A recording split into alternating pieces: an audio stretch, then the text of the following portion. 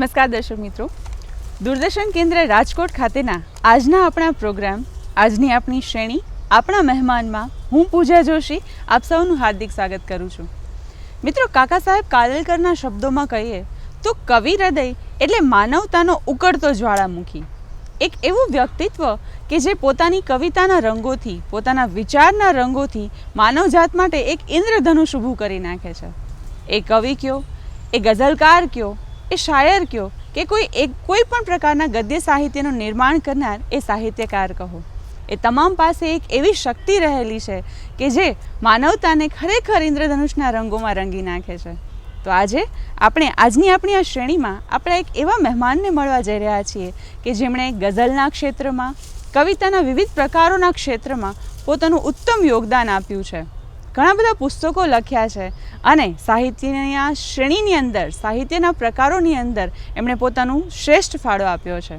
મળીએ ડૉક્ટર સ્નેહલ જોશીને કે જેઓ માધવાણી કોલેજ પોરબંદર ખાતે સંસ્કૃતના અધ્યાપક છે, સાથે સાથે ઘણા બધા પુસ્તકોના રચયિતા છે. ઘણા બધા કાવ્ય સંગ્રહો અને ગઝલ સંગ્રહો એમને આપ્યા છે. ખાસ કરીને ગઝલ અને આજના યુગમાં ખૂબ ઓછું પ્રખ્યાત એવો સોનેટ કાવ્ય પ્રકાર છે, એમાં એમણે ખૂબ યોગદાન આપ્યું છે. ચાલો જાણીએ એમના સમગ્ર જીવન વિશે, એમની કવિતા યાત્રાને જાણીએ અને માણીએ. આપનું સ્વાગત છે અમારા આજના પ્રોગ્રામમાં. આપણે આપની એક ગઝલ સંભળાવી. હવે અમારે થોડી એવી લાલચ જાગે છે કે આપના જે સોનેટના સર્જન છે, આપે જે સોનેટના નિર્માણ કર્યા છે, એમાંથી કોઈ સરસ મજાનું સોનેટ અમને સંભળાવશો. મેં એનું શીર્ષક આપ્યું છે સોનેટનું વનવાસ. એટલે મેં મારા પિતાજી સાથેના સંબંધો તમને કહ્યા પૂજાબેન. તો એ પછી મારે સ્વાભાવિક છે કે પુરુષોના જીવનમાં રહેતું હોય છે, જેમ સ્ત્રીઓને પણ તો ફરજિયાત હોય છે કે માતા પિતાનું ઘર છોડીને પતિના ગૃહે જવાનું છે. એટલે એ તો એક પ્રકારનો વનવાસ છે જ એના માટેનો કાયમી. પણ નોકરી ધંધાને કારણે પુરુષે પણ ક્યાંક દૂર જવું પડતું હોય છે, ક્યારેક પોતાના માતા પિતાને છોડીને પણ જવું પડતું હોય છે. તો પિતાથી દૂર રહેવાની જે મારી વેદના છે એ એક સોનેટમાં મેં ઠાલવી છે અને મંદાક્રાંતા છંદમાં એ સોનેટ છે. ધીમે ધીમે લટક મટકી ચાલ ચાલી ફરાતું, વચ્ચે ઊભા ડગમગ પગે તાંડવી નૃત્ય થાતું, લેતા ઝાલી ઝટક દઈને આંગળી સ્નિગ્ધ મારી, સાથે સાથે ડગલું ભરતા સાવ પાપા પગેથી. આ બાળપણમાં પિતાજીએ આંગળી પકડીને ચલાવ્યા હતા એની વાત છે અહીંયા. સીધે સીધું અનુસરણ એવું થતું એ પગોનું, પિતાજી જ્યાં જ્યાં જતા એની પાછળ પાછળ જવાની ઈચ્છા થાય. જ્યાં થાતી એ ગતિચરણની ત્યાં પરાણે પહોંચું, મેળો મંડી સર્કસ અને ગામના દેવસ્થાને, બેંકે સીમે ફિલ્મ ઘરમાં ડાગલાની દુકાને. બાપુજીની પાછળ પાછળ એ બેંકમાં જોબ કરતા હતા એટલે બેંકમાં પણ જવાનું હોય ને ડાગલાની રમકડાની દુકાને પણ જવાનું હોય. આંખોમાંથી તરબતર વાત્સલ્ય કેવું હુંફાળું, બારે માસે રસ નીતરતું એક ધારું નિહાળું, એની વર્ષા અવની ઉપરે હર્ષથી ભીંજવે છે, એનું ભીનું સ્મરણ અમથું આંખ ભીની કરે છે. ને હવે શું થયું છેલ્લે બે પંક્તિઓ, સુકાયેલા ચરણ અવ એ વાનપ્રસ્થાશ્રમે છે. એ તો હવે વાનપ્રસ્થાશ્રમ 80 વર્ષની ઉંમર વટાવ્યા છે. સુકાયેલા ચરણ અવ એ વાનપ્રસ્થાશ્રમે છે, ને આ બીજા ચરણ ચિરકાલે વસે વનવાસે. એ પોતે વાનપ્રસ્થાશ્રમ ઉંમરમાં છે અને હું પોતે વનવાસમાં છું, એવો ભાવ અહીંયા છે. ખરેખર એક લાહવો છે આપને સાંભળવો હોય. જી. અને હવે જ્યારે વાત તમે અત્યારે તમારા બાલ્યકાળની આ સમગ્ર ઘટનાની વાત જોયું, અત્યારે આ તમે એક વચ્ચે વાત કહી દઉં સોરી અટકાવીને કે આ સોનેટ છે ને એ જરા ગઝલમાં તમે જે વાહ કરી જાઓ એવી વાહ ન થાય. શું કામ સોનેટ નથી લખતા? હમણાં તમે આપણે પ્રશ્ન કર્યો ને મને, શું કામ લોકો સોનેટ તરફ ઓછા આવે છે? તરત વાહ નથી મળતી, પણ એમાં ઊંડા ઉતરો, એમાં ભીંજાઓ અને એની કરુણતાને પકડો ને એ પછી વાહ મળે. એટલે એને લીટીએ લીટીએ કે શેરે શેરે વાહ નથી મળતી ને એટલે કદાચ કવિઓ અહીં નહીં આવતા હોય સોનેટ લખવા માટે. પણ સોનેટ એ ઉત્તમ પ્રકાર છે લખવા માટે.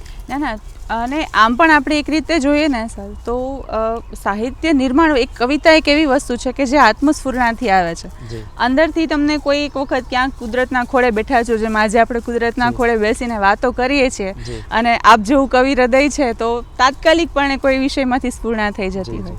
પણ જેટલા આપણા અનુભવો છે એ અનુભવો ઉપરથી જાણી શકીએ કે ભાઈ સોનેટ જેમ વાત કરી કે કોઈ છંદબદ્ધ કાવ્ય છે, કોઈ છંદબદ્ધ નિર્માણ છે, તો તમારા વિચારોને તમારે છંદમાં ઢાળવાના પણ છે અને એનું નિર્માણ પણ કરવાનું છે. બિલકુલ. તો તમારી પાસે ટેકનિક પણ હોવી જોઈએ અને તમારી પાસે વિચારોનો ભાવ પણ કલાપક્ષ, એના માટે અમારે એવું કહે કલાપક્ષ પણ હોવો જોઈએ ને ભાવપક્ષ પણ હોવો જોઈએ. ચોક્કસ.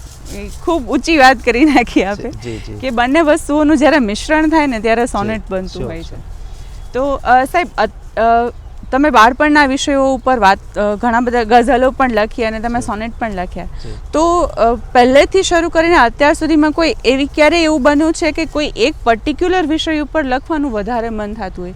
ઘણા કવિઓ, ઘણા ગઝલકારો એવા હોય કે જે સ્ત્રીઓના જીવન પર લખતા હોય, સ્ત્રીઓના સમગ્ર વ્યક્તિત્વ પર લખતા હોય, ઘણા કુદરતના ખોળે બેસીને કુદરત પર લખવાનું પસંદ કરતા હોય. તો આપને કોઈ એવો પર્ટિક્યુલર વિષય પસંદ કરી કે મને આ વિષય ઉપર કાવ્ય સર્જન કે ગઝલ સર્જન કરવું વધારે ગમશે? મારા તમે આખા બે સંગ્રહમાંથી પસાર થઈ જાઓ તો તમે એવું કહી શકો કે હું પ્રણય અને પ્રકૃતિનો કવિ છું. એટલે કે પ્રણય ઉપર વધારે લખ્યું છે, સૌંદર્ય ઉપર વધારે લખ્યું છે. આમ રવિન્દ્રનાથ ટાગોર એવું કહે ને કે આમી કોબી આમી વિચિત્રેર દૂત. હું કવિ છું, હું સૌંદર્યનો સંદેશવાહક છું. એટલે એમ કોઈ પણ કવિ છે એ સૌંદર્યનો સંદેશવાહક હોય. એટલે સૌંદર્યની કવિતા એટલે કે પ્રણયની કવિતા એ વધારે મેં લખી છે. પછીના ક્રમે જો કોઈ આવતી હોય તો એ પ્રકૃતિની કવિતા આવે. એટલે મારા ગીતો છે એમાં તમે પ્રણય ને પ્રકૃતિ બેયને સાથે જોઈ શકો મારા ગીતોની અંદર. તો તમે મળ્યા છો લઈ હું ફાળું હેત, તમે મળ્યા છો લઈ હું ફાળું હેત, તમે વાલની ભીની લહર છો હું કાંઠાની રેત, તમે મળ્યા છો લઈ હું ફાળું હેત. તો એ રીતે પ્રણય પણ જોવા મળે અને ક્યાંક પ્રકૃતિ પણ તમે જોઈ શકો. વિચારો, જે ગહન વિચારો જે છે, જે સમાજની સમસ્યા હોય એના વિશે પણ લખાય, પણ એ ગઝલમાં વધારે આવે, સોનેટમાં એનાથી પણ વધારે આવે.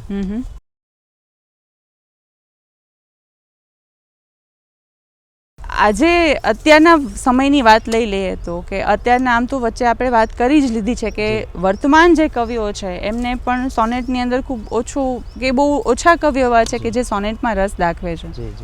તો એવા લોકો, એવી યુવા પેઢી કે જે સાહિત્ય સર્જનના રસ્તે જવા ઈચ્છે છે, આપના પણ ઘણા બધા વિદ્યાર્થીઓ એવા છે કે જે સાહિત્ય સર્જનના માર્ગે જવા ઈચ્છે છે, તો એમના માટે ખાસ કરીને એ સોનેટ કાવ્ય પ્રકાર પસંદ કરે એના માટે થઈને આપ કોઈ માર્ગદર્શન આપવા ઈચ્છો ખરી? સોનેટને સાધી લેવાથી બીજી બધી વિધાઓ, બીજા બધા પ્રકારો છે એ પ્રકારોમાં ઉત્તમ સર્જન થઈ શકશે. પણ મૂળ વસ્તુ અત્યારે જે ખૂટે છે વાચન ખૂટે છે, કવિતાનું વાચન ખૂટે છે. અત્યારે તાત્કાલિક કવિતા લખી, ઘણા મારી પાસે વોટ્સએપમાં મને કવિતાઓ નવા લખતા મોકલે કે જલ્દી સુધારી દો. શું કરવું છે એને ફેસબુક ઉપર તરત ચડાવી છે, ઇન્સ્ટાગ્રામમાં ચડાવી છે. આ જે છે એમ નથી થતું. કવિતા માટે બહુ, જેમ સંગીત સાધકો ખૂબ સાધના કરે છે, પછી એનું સંગીત તપે છે, પછી એનો સૂર તપે છે, એવી રીતે સાધના કરવી પડતી હોય છે. સાહિત્ય પણ એક સાધના છે, કાવ્યલેખન પણ એક સાધના છે.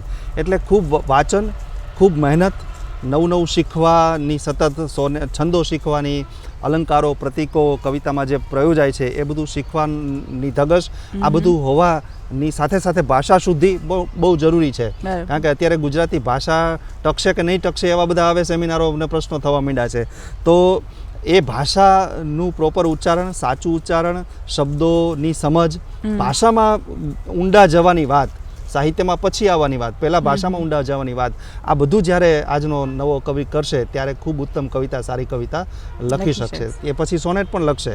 સોનેટ મેં હમણાં કહ્યું એમ બહુ જરૂરી છે લખવા, અને સોનેટ બહુ અઘરા છે એટલે લખવું જ નહીં ને પછી સીધી ગઝલો જ લખવી કે ગીતો જ લખવા કે અછાંદસ કવિતાઓ લખવી એમ નહીં. બધા જ સ્વરૂપો છે કવિએ અજમાવવા જોઈએ. મેં દોહાઓ પણ લખ્યા છે, તો તમને આનંદ આવે તો એવું થાય. અચ્છા, દોહા એની વચ્ચે વાત કરી દઉં કે ખંડકાવ્ય લખ્યું હમણાં. ખંડકાવ્ય તો અત્યારે કોઈ લખતું જ નથી, અને મેં ખંડકાવ્યનું સર્જન કર્યું. એક મેગેઝિનને એ મોકલું પણ છે, ટૂંક સમયમાં એ છપાઈ પણ જશે. તો ખંડકાવ્ય લખવાનો પણ પ્રયત્ન મેં કર્યો છે. તો જેમ દોહા પહેલાંના સમયમાં લખાતા હતા એમ દોહા પણ મેં લખ્યા છે. તો અને કવિ વિશે જ લખ્યા છે દોહા. તો કવિએ સૂંઘી છીકણી, ગામ આખું છીક ખાય. કવિએ સૂંઘી છીકણી, આમ તો કવિને જે થાય પછી કવિ લખીને ગામ ને બધું કરાવડાવે, કવિનું કામ જ આ છે. કવિએ સૂંઘી છીકણી, ગામ આખું છીક ખાય, સાધુ બનિયા સાઈબુ સેવક રંકને રાય. આ બધા જ છીક ખાય. સર્જન એની આંગળી ફરતું કઈ ઘુમરાય. કવિની આંગળી ફરતું. સર્જન એની આંગળી ફરતું કઈ ઘુમરાય, આંખ્યું સામે તરવરી શબ્દો તિરકીટ ગાય. વાહ. માથા બોળ કર્યું કાંઈ નવરસ ભીતર સ્નાન. કવિએ નવ રસમાં માથા બોળ સ્નાન કર્યું. માથા બોળ કર્યું કાંઈ નવરસ ભીતર સ્નાન, જાણે કોઈ પ્રભાતમાં ચકલી ઠીબે નાય. અંધારાને ઓટલે બેસાડીને બહાર, કવિનું આ કાર્ય છે કે એને અંધારાને બહાર બેસાડી દેવાનું. ઓટલે અંધારાને ઓટલે બેસાડીને બહાર, અજવાળાને નોતરી દખણા લેવા જાય. ને છેલ્લે આંસુ ઉના ભીંજવે જ્યારે નમણા ગાલ. કવિના આંખમાંથી નમણા ઉના આંસુ આવે ત્યારે શું થાય? આંસુ ઉના ભીંજવે જ્યારે નમણા ગાલ, ટીપે ટીપે લેખણી કાગળ પર ઢોળાય. કવિએ સૂંઘી છીકણી, ગામ આખું છીક ખાય, સાધુ બન્યા સાહેબુ સેવક રંકને રાય. તો આ દોહા છે. તો એમ દોહા કે સોનેટ કે બધા જ વિધાઓમાં પ્રકારોમાં નવો કવિ ખાસ કરીને હાથ અજમાવે ત્યારે એનું સુંદર ઉત્તમ સર્જન બનતું હોય છે. વાહ. જોશી સાહેબ, સાથે સાથે અમારે એ પણ જાણવું છે કે પદ્ય સાહિત્યની અંદર તો આપનું યોગદાન ખૂબ છે, પણ શું ગદ્ય સાહિત્યની અંદર પણ આપે કંઈ નિર્માણ કર્યું છે? મેં કવિતાના આસ્વાદો લખ્યા છે, ખૂબ બધા આસ્વાદો લખ્યા છે, અને સાથે સાથે અભ્યાસ લેખો પણ લખ્યા છે. હું જ્યાં સ્પીચ દેવા જાઉં છું એ બધા વિષયો પર, દાખલા તરીકે હમણાં પૂજ્ય બાપુને યાદ કર્યા તો જેમ અસ્મિતા પર્વ થાય છે એમ સંસ્કૃત સત્ર પૂજ્ય બાપુના પેલામાં થતું તલગાજડામાં મહુવામાં. તો સંસ્કૃત સત્રમાં મેં કામદેવ વિશે સ્પીચ આપેલી. મારા માટે ખૂબ ચેલેન્જિંગ એવો વિષય હતો, કામદેવ વિશે બોલવાનું. પૂજ્ય બાપુ સામે બેઠા છે અને ગુજરાતભરના મોટા સંસ્કૃતજ્ઞ વિદ્વાનો બેઠા છે, બધાની વચ્ચે મારે કામદેવ વિશે બોલવાનું હતું. તો એ ઈશ્વર કૃપાએ મારા માના આશીર્વાદથી અને બાપુના આશીર્વાદથી હું એ વિષય બરોબર ન્યાય આપી શક્યો. તો એનો જે મેં લેખ કર્યો હોય એ લેખ પૂજ્ય ભાઈ શ્રી રમેશભાઈ ઓઝાને ત્યાં કૃષ્ણ સુદામાની જોડી એવા વિષય ઉપર એ ભાઈશ્રી સામે બેઠા હોય, વિદ્વાનો બેઠા હોય, મારે બોલવાનું હતું. તો હું બોલેલો. એ પણ એમના આશીર્વાદથી ખૂબ સરસ રીતે હું પાર પાડી શકેલો વિષયને. તો એ બધા જે મેં લેખો કર્યા છે એ બધા લેખો મેં મારા 2 પુસ્તકોમાં સમાવ્યા છે. તો એમાં પહેલું પુસ્તક મેં પદાર્થ નામે કર્યું અને બીજું પુસ્તક ભાવાર્ણવ નામનું પુસ્તક છે. ભાવાર્ણવ, ભાવ વત્તા અર્ણવ. અર્ણવ એટલે સમુદ્ર, ભાવનો સમુદ્ર એટલે ભાવાર્ણવ. તો બીજું પુસ્તક એ છે. તો એમ મારા 2 એ પુસ્તકો છે અભ્યાસ લેખોના, એટલે કે વિવેચનના. અને બીજું મારા સંશોધનનું પુસ્તક સંસ્કૃત ગઝલ. આટલા મારા ટોટલ 5 પુસ્તકો છે. આસ્વાદનું પુસ્તક હવે ટૂંક સમયમાં, જે મેં લગભગ 25 જેટલી કવિતાઓના, ઉમાશંકર જોશી, પ્રહલાદ પારેખ, સુંદરમ, વિનોદ જોશી, આવા કવિઓની કવિતા, રાજેન્દ્ર શુક્લ, મનોજ ખંડેરિયા, આવા કવિઓની કવિતાઓ, ગઝલોના મેં આસ્વાદો કરેલા છે. એ છાપામાં છપાતા પણ ખરા, સાપ્તાહિકમાં. તો સમય મિરર નામનું છાપું રાજકોટમાંથી જ આવતું, એમાં એ છપાતા પણ ખરા. તો એમાં એ 25 જેટલા આસ્વાદો થયા છે. એનું પુસ્તક ટૂંક સમયમાં આવવાનું છે. કામદેવ વિશે આપે ઘણા લેખો, ટૂંકમાં આપની સ્પીચ આપેલી છે કૃષ્ણ સુદામાની જોડી ઉપર. તો એના થોડાક અંશોને સાંભળવાની તો અમને પણ ઈચ્છા થઈ છે કે કૃષ્ણ સુદામાની જોડીની વાત કરીએ તો એના વિશેના આપના મંતવ્યો. એક નાનકડો એવો પ્રસંગ જે મારી વાતમાં આવે છે હું તમને કહું તો, સુદામા કૃષ્ણને મળવા જાય છે. આપણે બધા જાણીએ છીએ ઘટના. તાંદુલ લઈને જાય છે. તો તાંદુલ લઈને જાય છે તો કૃષ્ણનો તો મોટો મહેલ છે અને એના કેટલાય દરવાજા છે. એના મુલાકાતીઓ પણ બહુ છે. તો ઓલા દ્વારપાળ છે એ કહે છે ભાઈ કૃષ્ણના સગા હોય ને એ આવી જાઓ, એને આ દ્વારમાંથી એન્ટ્રી આપવામાં આવશે, એને પહેલા આપવામાં આવશે, બીજા બધા મોડા અથવા તો નહીં. તો સુદામો તો કહે છે કે આપણે કૃષ્ણ તો કંઈ સગા તો છીએ નહીં, આપણે એના તો મિત્ર છીએ. બીજા દ્વારે જાય છે તો ન્યાય ઓલો દ્વારપાળ એવી જાહેરાત કરે છે કે ભાઈ કૃષ્ણના સગા હોય એ આવી જાઓ. તો હવે સુદામા આઈડિયા, આ તો આ કંઈ કોઈ શાસ્ત્રોમાં નથી, આ તો એક વાત છે, લોકમુખે દંતકથા મુખ્ય વાત છે. તો સુદામો એક આઈડિયા કરે છે અને એ કહે છે દ્વારપાળને કે હા હું એનો સગો છું, કૃષ્ણનો હું સગો છું. પહેલાં તો એવું કીધું હું સગો નથી, મિત્ર છું. તો કે એવું છે? તો કે હા. તો કે ચાલો આવી જાઓ અંદર. ઓલાએ જોયા સુદામાને ઉપરથી નીચે સુધી, કોઈ એંગલથી એના સગા લાગે નહીં કૃષ્ણ ગાવા હોય એવા, પણ છતાં એને ડાઉટ પડ્યો એટલે કૃષ્ણને પૂછવા ગયા, અંદર કહેવા ગયા કે ભાઈ આવો એક વ્યક્તિ આવ્યો છે અને એમ કહે છે કે એનું નામ સુદામો છે અને એમ કહે છે કે હું કૃષ્ણનો સગો છું, તો મોકલું એને. તો સુદામો નામ સાંભળ્યું એટલે કૃષ્ણ કીધું હા હા મોકલ એને, તું તરત મોકલ. એટલે ઓલાએ તો મોકલો એને. પછી તો બધી વાતો કરી, આપણે જાણીએ છીએ કે એના પગ જાયરા, પાણી, આ બધું તેને બહુ આગતા સ્વાગતા કરી. પણ પછી એને પૂછ્યું કે હે ભાઈ તું તો કોઈ દી ખોટું બોલતો નહોતો, તું આજ ખોટું કેમ બોલ્યો કે હું તારો સગો છું એમ. આપણે તો બે મિત્ર, તું કે મારો સગો નહીં. હા. એ કે જો કૃષ્ણ, એ કે અમીરી અને ગરીબી આ બે સગી બહેનો છે. અમીરી અને ગરીબી આ બે સગી બહેનો છે. અમીરી તારી હારે પરણી અને ગરીબી મારી હારે પરણી. હવે આપણે બે હાડુભાઈ થાય કે ન થાય? વાહ. એટલે આવી એક વાત, એ પ્રસંગ મેં એમાં લીધેલો મારી સ્પીચમાં, કૃષ્ણ સુદામાની જોડીમાં.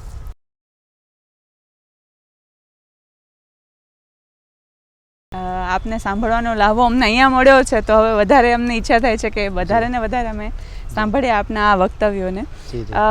સ્નેહલ સાહેબ, અંતે એટલું પૂછવાનું કે અત્યારે આપ કોઈ વિષય ઉપર, કોઈ બુક પર કામ કરી રહ્યા છો? અત્યારના આપના નિર્માણની પરિસ્થિતિ શું છે અને ભવિષ્યમાં આપ શું કરવા ઈચ્છો છો? ખાસ કરીને એક કવિ તરીકે જો કંઈક કરવાનું થતું હોય તો ભવિષ્યમાં ખંડકાવ્યો તરફ જવાનું મારું એક મિશન છે. એક મારી મહેચ્છા છે કે એ લખવું, સોનેટના સંદર્ભમાં વધારે આગળ ઉજ્જવળ કામ કરવું એ પણ છે.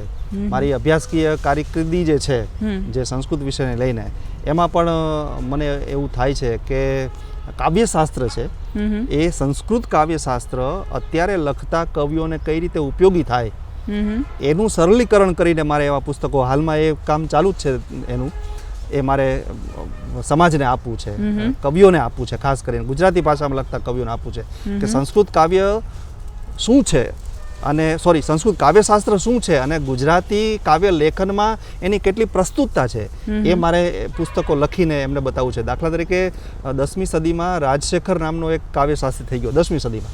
એને કાવ્ય મીમાંસા નામનું એક પુસ્તક લખ્યું.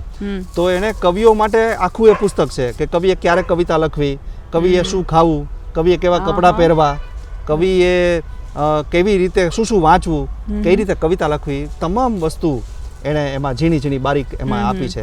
એણે વર્કશોપની પણ વાત કરી છે. વિચાર કરો કે 10મી 11મી સદીમાં થઈ ગયેલો શાસ્ત્રી રાજશેખર, એણે વર્કશોપની એ સમયમાં વાત કરી કે કાવ્ય શાળા હોવી જોઈએ, છે જ ત્યાં એ સમયમાં, અને એના ઉલ્લેખો પણ એને કરેલા કે આ કાવ્યશાળા. તો એ વખતે 10મી 11મી સદીમાં કાવ્યશાળા હતી અને કવિઓ એમાં જઈ અને તૈયાર થતા.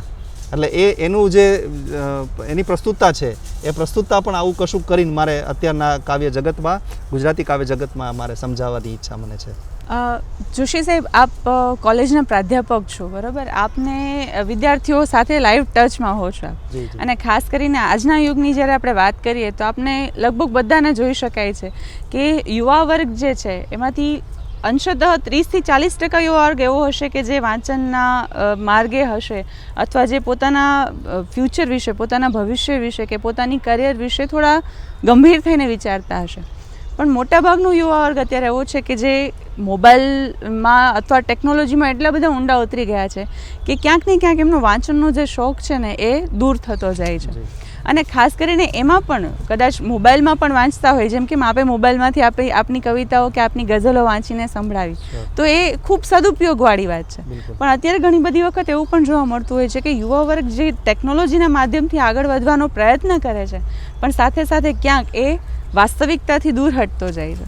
તો એવા યુવા વર્ગ માટે આપ શું સંદેશ આપવા ઈચ્છો? પૂજાબેન, આ એક બહુ મહત્વનો પ્રશ્ન તમે પૂછી લીધો છે, કારણ કે આ તો બહુ મોટી સમસ્યા છે અત્યારની, કે અત્યારનો યુવા વર્ગ છે એ સોશિયલ મીડિયા પાછળ એટલો બધો પાંગળો છે, એની પાછળ મોબાઈલ પાછળ એટલો બધો એ પોતાનો સમય પસાર કરે છે કે જેને કારણે જે મૂળ બેઝ છે આપણો એ ખોવાઈ ગયો છે. મૂળ બેઝ આપણો ભાષાનો છે, મૂળ બેઝ આપણો સાહિત્યનો છે, અને અત્યારનો યુવાન છે એ ગુમાવતો જાય છે.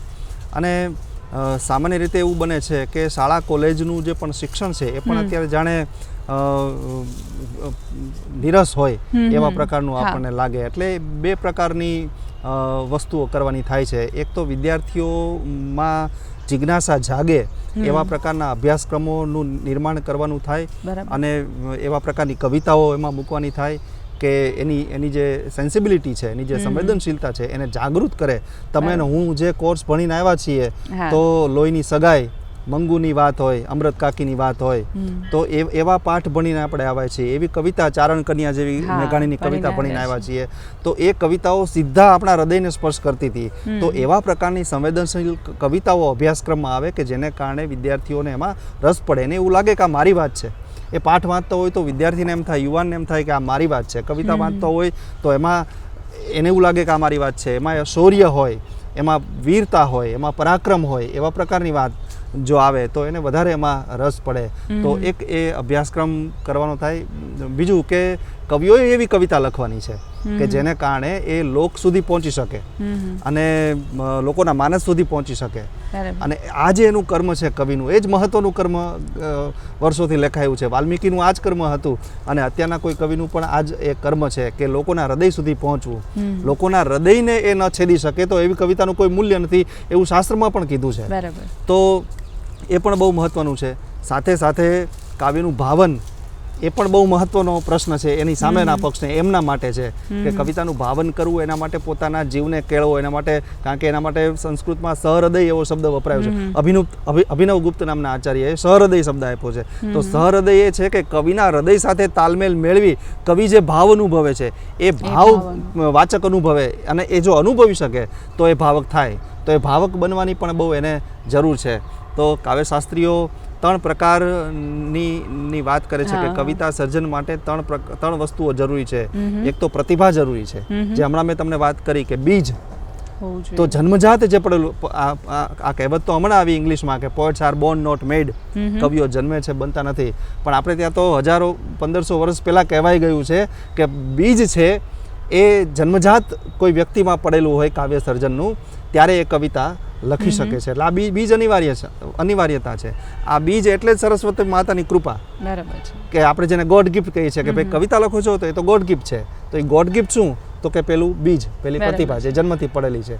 તો એ જરૂરી છે. પછીના ક્રમે જે છે એ નિપુણતા છે. એટલે કવિએ ખૂબ વાંચવું પડતું હોય છે. પેલો મિલ્ટન નામના કવિ છે જેને પેરેડાઇઝ લોસ્ટ નામનું કાવ્ય લખ્યું છે, એ પણ એમ કહે છે કે કવિઓએ બહુ વિશાળ જ્ઞાન ધરાવવું પડતું હોય છે કવિતા લખવા માટે. મિલ્ટન એવું કહે છે. તો બહુ જ્ઞાન જ્યારે એની પાસે હોય ત્યારે એ પોતાની કવિતાને ઉત્તમ કક્ષાની કવિતા બનાવી શકે. એને બહુ જાણવું પડતું હોય છે. એટલે નિપુણતા, એના માટે આપણા કાવ્યશાસ્ત્રીઓ નિપુણતા શબ્દ આપે છે. તો નિપુણતા જોઈએ. અને પછીની જે આપણે ચર્ચા ચાલે છે એ અભ્યાસ. તો અભ્યાસ સતત એને બહુ કરવો પડતો હોય છે. સતત ને સતત પોતાની કવિતાનો અભ્યાસ, બીજાની કવિતાનો અભ્યાસ, અને આ બધું થાય ત્યારે એ ભાવક સુધી પોતાની વાતને પહોંચાડી શકે છે. અને આ બધું જે રસ નિર્માણ થશે ત્યારે ભાવક એનું ભાવન કરી શકશે. ત્યારે વાચક ભાવક બનશે ને ભાવક બનીને એનું ભાવન કરી શકશે. તો આ જે બધા પ્રશ્નો છે એમાંથી ભાવકે પણ એક પ્રકારની સજ્જતા. પણ અત્યારે વસ્તુ તો એવી થઈ છે કે ભાવકને સાદું જોઈએ છે. અત્યારે ભાવકને ગઝલનો શેર જોઈએ છે. અત્યારે ભાવકને સોનેટ નથી જોતું. અત્યારે ભાવકને ગીત ઓછું જોઈએ છે. અત્યારે તો એક શેર અને તાળીઓ પાડીએ, અમે વાહ કરી દઈએ, એવું કંઈક તમે કહો કે 2 લીટીનો એક શેર તમે બોલો અને અમે એના ઉપર તમે 14 લીટીનું સોનેટ બોલો અને પછી 14 લીટી પછી અમારે વાહ કરવી, એના કરતાં તમે 2 લીટી બોલો અને અમે વાહ કરી દઈએ, એવું ભાવક. પણ આ એક ટૂંકો રસ્તો છે. આ મીઠી માથે ભાત જેવો આ રસ્તો છે. એ ક્યારેક નુકસાન આપણી જ સર્જકતાને, આપણી જ ભાવકતાને એ પહોંચાડે. એટલે ભાવકે બહુ સજ્જ બનવાની જરૂર છે. ભાવકે પણ ખૂબ કવિ માટે જે વાંચનની વાત કરી આટલા બધા બહોળાની, તો એનો મતલબ એમ થયો કે ભાવકે પણ વાંચવું જોઈએ, વાચકે પણ બીજું વાંચન કરવું જોઈએ. એ બીજું જ્યારે વાંચન કરશે, એને રવિન્દ્રનાથ ટાગોરના સાહિત્યની ખબર હશે, એને કાલિદાસના સાહિત્યની ખબર હશે, એને ઉમાશંકરના સાહિત્યની ખબર હશે, ત્યારે એ અત્યારના સમકાલીન સાહિત્યકારોને સમજી શકશે, વાંચી શકશે અને પામી શકશે. એટલે આ જે છે એ છે ભાવકની સજ્જતા. તો એ પણ બહુ જરૂરી છે. મિત્રો, સાહેબે ખૂબ ઊંડી વાત કરી દીધી છે કે વાંચન એટલું જ અગત્યનું છે. આજની આ યુવા પેઢી જે છે, ખાસ કરીને આપણે સૌ સાથે મળીને આ વસ્તુને સમજવાનો પ્રયત્ન કરીએ. મોબાઈલ ગમે છે, મોબાઈલની સાથે જોડાઈ રહેવું ગમે છે, ટેકનોલોજીના આ યુગમાં સાથે સાથે ચાલવું ગમે છે. પણ આ યુગની અંદર એવી પણ ઘણી બધી વસ્તુઓ છે કે જે ટેકનોલોજીના માધ્યમથી પણ એક જે સાહિત્યનું કામ છે એ વિદ્યાર્થી બેસીને કરી શકે છે. મોબાઈલમાં પણ ખૂબ સારું વાંચન થઈ શકે છે. પુસ્તક જ હાથમાં લઈને વાંચવું જરૂરી નથી. જેમ સાહેબે એમની ઘણી બધી કૃતિઓ આપણને મોબાઈલ થકી વાંચીને સંભળાવી છે. તો ચોક્કસ આ ફલક ઉપરથી, આ માધ્યમ ઉપરથી અમે એ પણ શ્રોતાઓને અપીલ કરવા ઈચ્છું કે ટેકનોલોજી સાથે જોડાઓ, આધુનિક યુગ સાથે જોડાઓ, પણ સાથે સાથે આપણું જે મૂડ છે એને જાળવી રાખો, વાંચન તરફ પ્રેરાઈએ અને એમાં આપણું જે યોગદાન છે એને બહોળું બનાવીએ. તો ચોક્કસપણે આપણી સાથે જે આવા મહાન કવિઓ છે, મહાન ગઝલકારો છે, મહાન સોનેટના નિર્માતાઓ છે, એ નિર્માતા ક્યારેક આપણે પણ બની શકીશું. તો ફરીથી આપને શુભેચ્છાઓ આપના ઉજ્જવળ ભવિષ્ય માટે. આપને પણ ખૂબ ખૂબ આભાર કે આપે અમને આટલી સરસ યાત્રાનો એક જેને કહેવાય ને કે અમારા સમક્ષ દ્રશ્ય આખું ખડું કરી આપ્યું છે. તો મિત્રો, ફરીથી મળીશું આવતા સપ્તાહે કંઈક નવા મહેમાનો સાથે, એમની પાસેથી કંઈક નવું જાણવાનો પ્રયત્ન કરીશું. ત્યાં સુધી સદા ખુશ રહો. સતત પ્રવૃત્તિશીલ બનો એવી જ આશા સાથે જય ભારત.